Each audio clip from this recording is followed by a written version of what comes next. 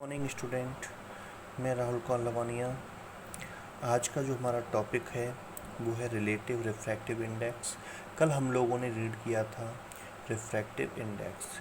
Refractive index क्या होता है? रिफ्रैक्टिव इंडेक्स होता है speed of light in air और vacuum to the speed of light in medium, that is called the refractive index.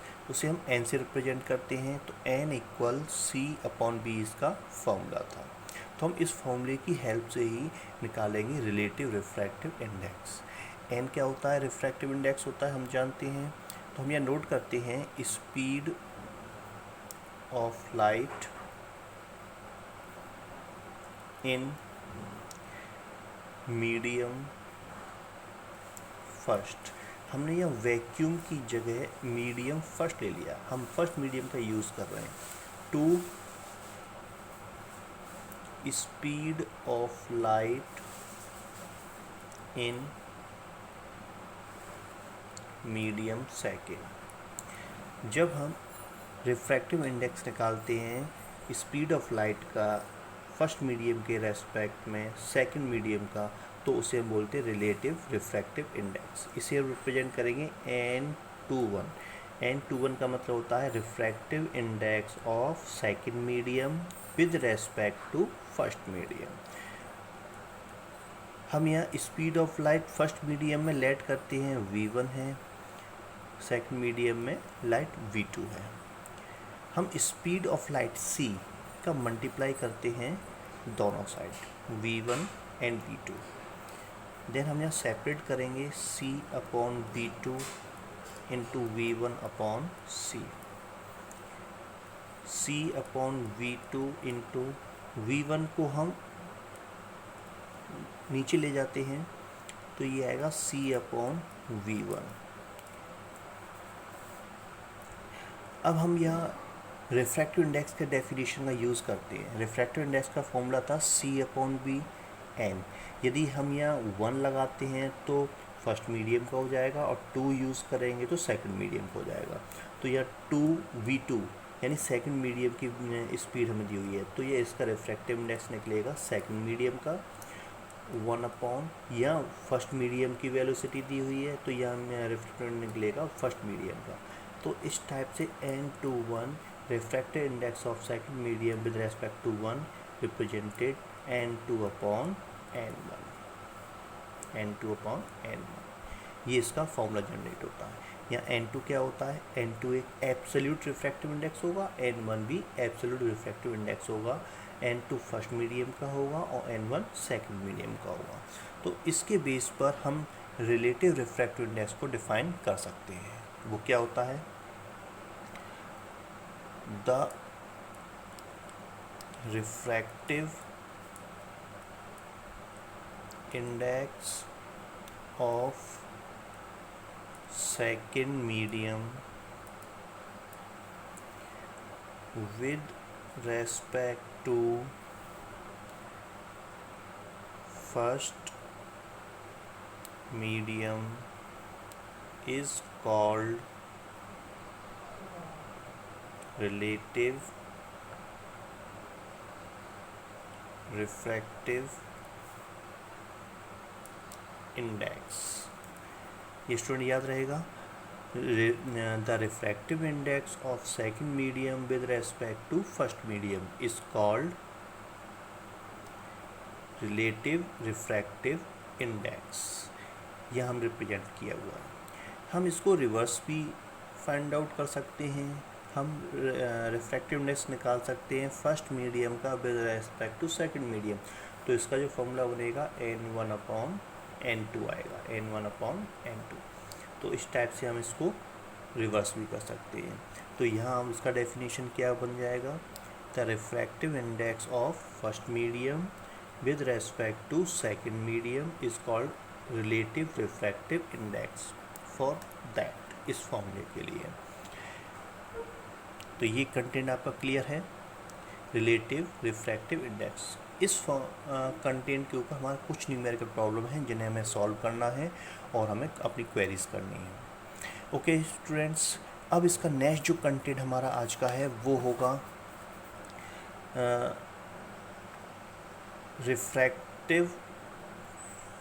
Refraction through glass slab, refraction through glass slab. क्या होगा यदि मैं कोई रे ऑफ लाइट को एक ग्लास स्लैब से पास आउट करता हूँ, तो उसके रिफ्रैक्शन में क्या डिफरेंस आएगा। तो मैं इसके लिए एक ग्लास स्लैब बना लेता हूँ। ये हमारे पास एक ग्लास स्लैब है जो एयर मीडियम में रखी हुई है। तो फर्स्ट मीडियम एयर है, सेकंड मीडियम ग्लास है, एंड डाउनवर्ड ये भी एयर मीडियम ही होता है। That is air, it is glass and that is air.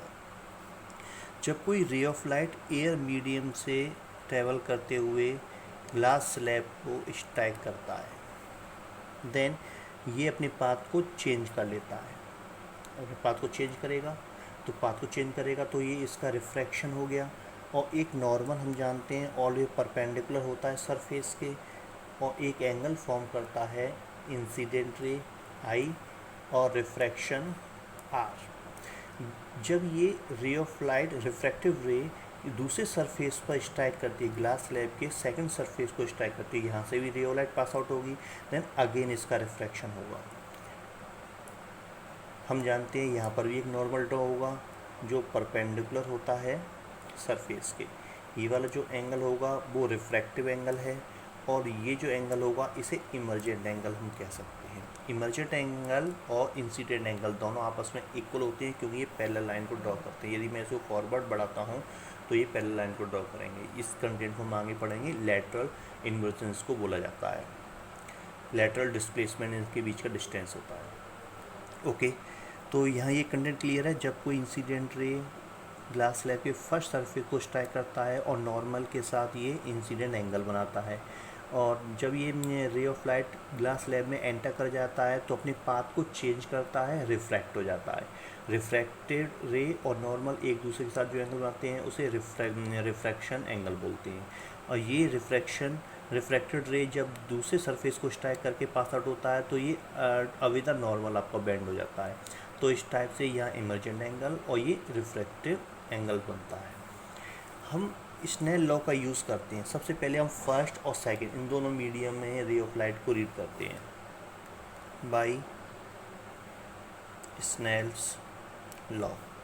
जब रिफ्रैक्टिव इंडेक्स हम निकालते हैं, सेकंड लॉ होता है स्नेल्स लॉ, उसमें n इक्वल क्या होता है, sine I over sine R, incident angle और रिफ्रैक्टेड एंगल ये रिप्रेजेंट करता है। यदि हम इसको रिलेटिव रिफ्रैक्टिव इंडेक्स में निकालते हैं तो क्या आएगा, ये जो रिफ्रैक्शन है वो सेकंड मीडियम का फर्स्ट मीडियम के रेस्पेक्ट में, सेकंड मीडियम का फर्स्ट मीडियम के रेस्पेक्ट में रिफ्रैक्शन आपका रिप्रेजेंट होता है।